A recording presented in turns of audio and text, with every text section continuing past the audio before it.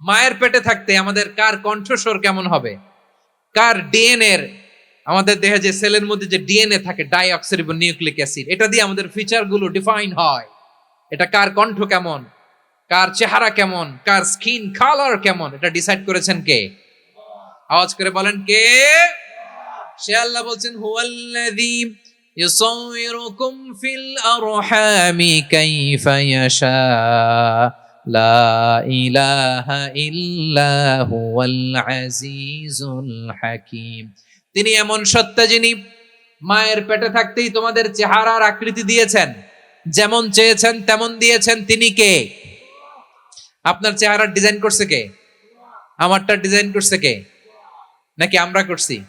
এই ক্ষমতা আল্লাহ আমাদের হাতে দিছে, নিজের হাতে রেখে দিছে। সুবহানাল্লাহ পড়েন। আবার সূরা ইনফিতারে আল্লাহ বলছেন আল্লাযী খালাকাকা ফাসাওয়াকা ফাআদালাকা ফি আইয়ি সূরাতিন মা শাআ রাক্কাবাক। তিনি এমন সত্তা যিনি তোমাদের সৃষ্টি করেছেন, এই সৃষ্টিকে সুবিন্যস্ত করেছেন, সুষম করেছেন, যেমন চেয়েছেন তেমন আকৃতিতে তোমাদেরকে তিনি দুনিয়ায় পাঠিয়েছেন। সুবহানাল্লাহ। তাহলে এই আকৃতি দান করেন কে?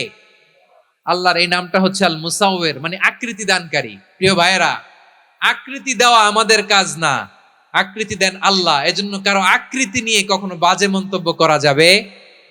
আমার বড়ুয়াখালীর ভাইয়েরা আওয়াজ করে আমার সাথে বলুন, কারো আকৃতি নিয়ে বাজে মন্তব্য করবেন?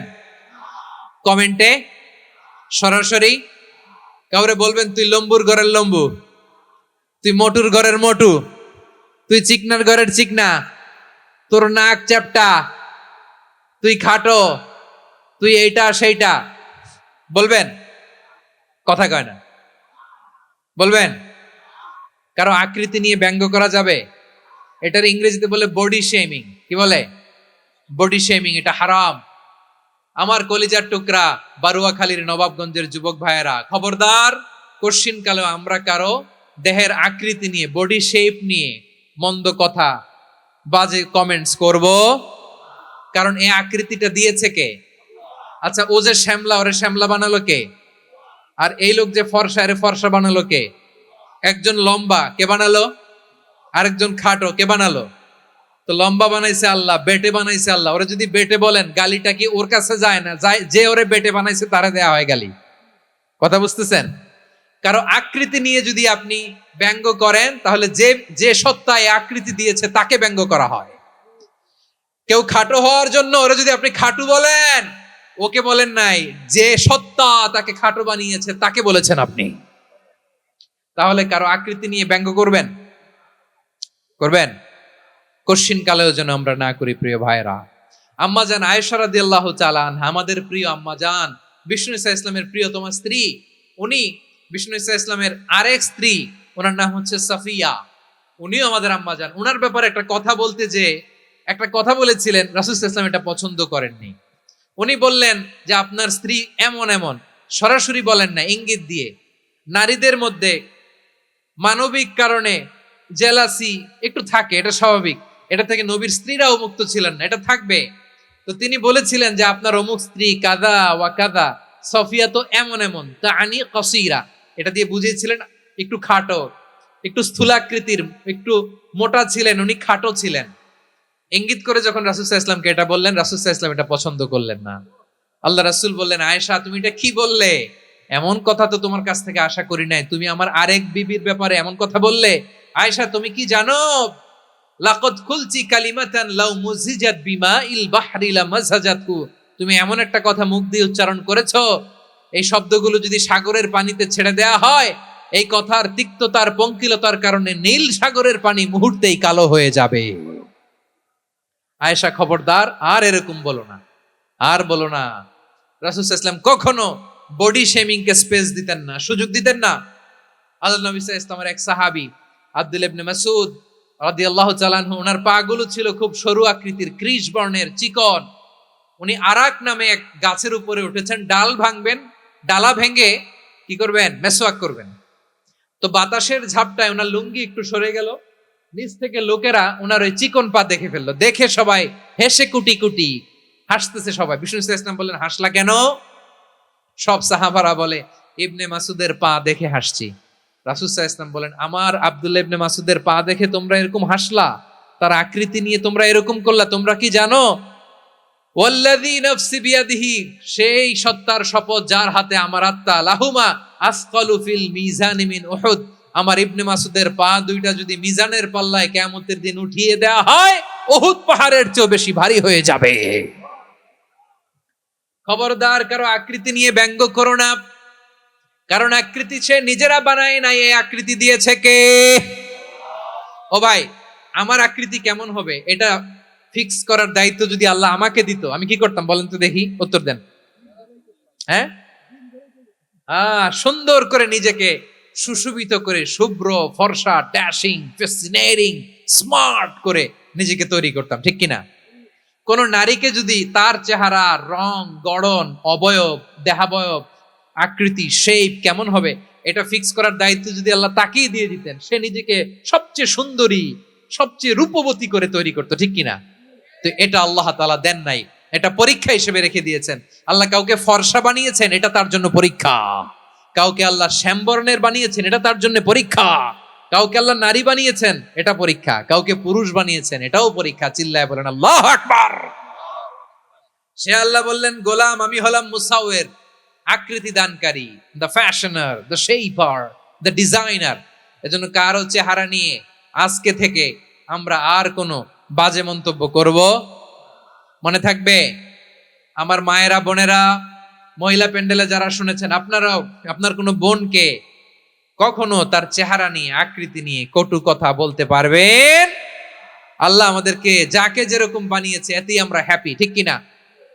অন্যেরটাও বলতে পারবেন না, নিজেরটাও পারবেন না। হায় রে আমি এত কালা কেন, হায় রে আমি এত খাটো কেন, হায় রে আমি এত, এগুলো বলা যাবে?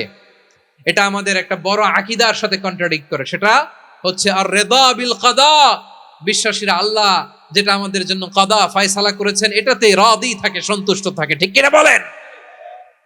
আর যদি আপনি কমপ্লেইন করেন তাহলে আপনার অসন্তোষ আপনি প্রকাশ করলেন। নারী হয়ে আপনি খুশি হবেন, আপনি পুরুষ তো এতেই খুশি হবেন। এখন পশ্চিমা বিশ্ব থেকে একটা রোগ বেরোইছে, এটারে জেন্ডার ডিসফোরিয়া বলে। নারী হয়ে সে খুশি না, সে পুরুষ হতে চায়, এরকম আছে না নাই? পুরুষ, দিব্যি পুরুষ, সুস্থ পুরুষ, পুরুষ হয়ে হ্যাপি না, সে নারী হতে চায়। শরীফ হতে শরীফার গল্প আপনারা শোনেন নাই? এগুলোর সাথে ইসলামের কোনো সম্পর্ক? তাহলে আমাদের আকৃতি দেয় কে? চিল্লায় বলেন। আমার শেপ কিরকম, নিজের শেপ নিয়ে কমপ্লেন করবেন?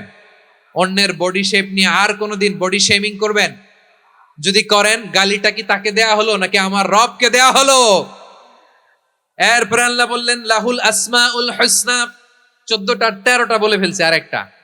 আল্লাহর এরকম অনেক সুন্দর সুন্দর নাম আছে। ইউসাব্বিহু লাহু মা ফিস সামাওয়াতি ওয়াল আরদি ওয়া হুয়াল আজিজুল হাকীম। আকাশ জমিনে যা কিছু আছে সব কিছু তাসবিহ পড়ে একজনের, তিনি কে? সাব্বাহা লিল্লাহি মা ফিস সামাওয়াতি ওয়াল আরদি ওয়া হুয়াল আজিজুল হাকীম। আকাশে জমিনে যেখানেই যেটা থাক না, তাসবিহ পড়ে কার? জিকির করে কার? কিন্তু এই জিকিরের ভাষা আমরা বুঝি না। আপনারা কি জানেন এই যে মাউন্ট এভারেস্ট, এটাও জিকির করে কার? আমাদের বান্দরবানের যে চিম্বুক পাহাড়, জিকির করে কার? আমাদের ময়মনসিংহের গারো পাহাড়, জিকির করে কার? এই যে বারুয়াখালীর বিশাল বিশাল গাছগুলো, বৃক্ষরাজি, এগুলো জিকির করে কার? সাগরের অতুল গহ্বরে মৎস্যকুল, জিকির করে কার? আকাশে ভেসে বেড়ানো পাখিগুলো, জিকির করে কার? পাখিরা যায় উড়ে যায় আকাশের ওই নীলিমায়, নদীরা যায় ছুটে যায় সাগরের ওই মোহনায়। পাখ পাখালি আর সাগরে নদী, পাখ পাখালি আর সাগরে নদী, কার গুণগান গায়। আল্লাহু আল্লাহ আল্লাহু আল্লাহ, আল্লাহর গুণগান গায়। সবাই পড়েন আল্লাহু আল্লাহ আল্লাহু আল্লাহ, আল্লাহর গুণগান গায়। সুবহানাল্লাহ পড়েন। চোখে আমরা যা দেখি সব গুণগান গায় কার? এজন্য আল্লাহ বললেন ওয়া ইম মিন শাইইন ইল্লা ইউসাব্বিহু বিহামদিহি ওয়ালাকিন লা তাফকাহুনা তাসবিহাহুম। নবমণ্ডল ভূমণ্ডল আকাশে কিংবা জমিনে যেখানেই যেটা থাক না সব আল্লাহর তাসবিহ পড়ে, কিন্তু সে তাসবির ভাষা তোমরা বোঝো না, ঠিক কি না? তাদেরও তাসবির ভাষা আছে, পাখিগুলো তাদের ভাষায় আল্লাহর জিকির করে, পাহাড় তাদের ভাষায় আল্লাহর জিকির করে, সাগরগুলো জলোচ্ছ্বাসে ঢেউয়ের তালে তালে আল্লাহর জিকির করে। সুবহানাল্লাহ পড়েন। সে আল্লাহ বললেন ইউসাব্বিহু লাহু মা ফিস সামাওয়াতি ওয়াল আরদি, আকাশে যা আছে তাও আল্লাহর তাসবিহ পড়ে, জমিনে যা আছে তাও আল্লাহর তাসবিহ পড়ে। ওয়া হুয়াল আজিজুল হাকীম, তিনি হলেন আজিজ, মহাপরাক্রমশালী, প্রজ্ঞাময়। আল